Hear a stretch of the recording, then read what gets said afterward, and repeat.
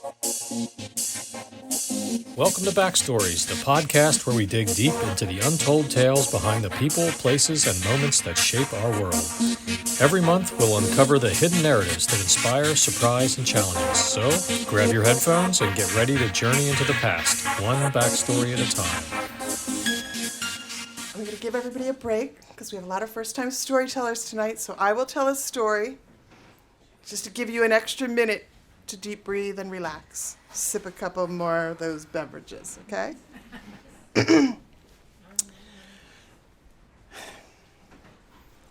I love Don. I didn't love Don when I first met Don. Don was what everyone called the perfect gentleman. All of my friends loved Don. My family loved Don.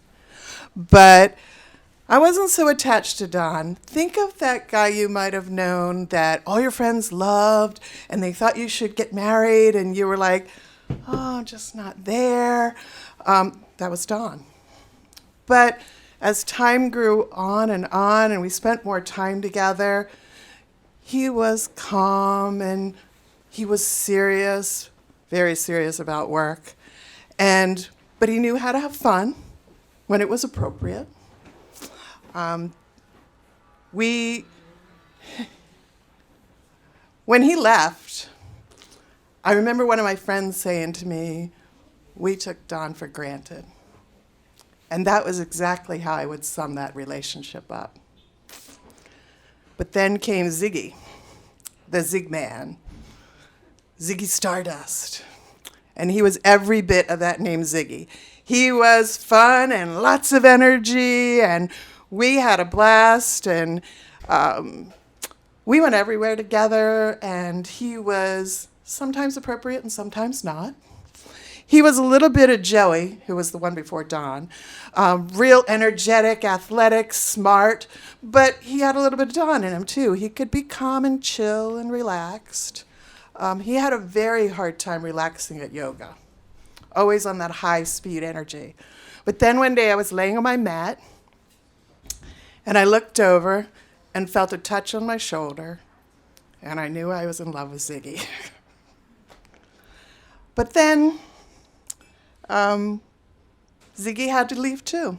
Ziggy was gone. And then came, and just so you know, I'm not completely crazy, Joey and I, we were together 11 years. It was a very great relationship. It just ended tragically.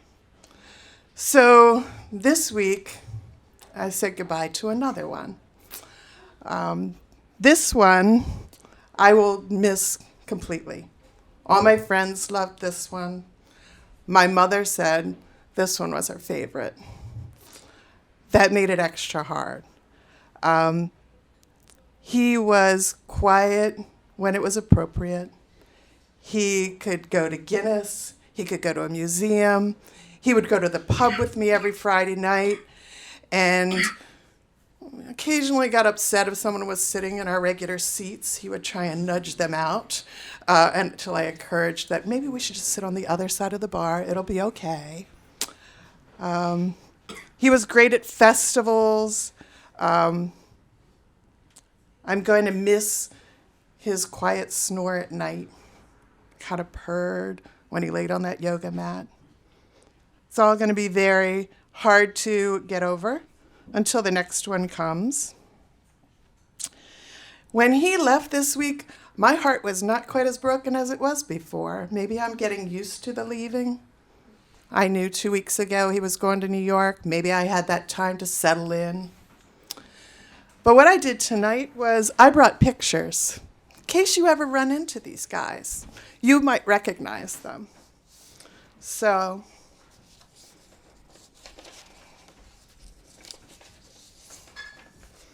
this is Don. Because this is what it's like to raise a service dog for someone else. They come in and out of your life. There's Ziggy. He loved to touch. And this is Snap. He left this week. They've all gone off on their journey to be a service dog. And we were sad. My friends here in the front raised their dogs with me. But then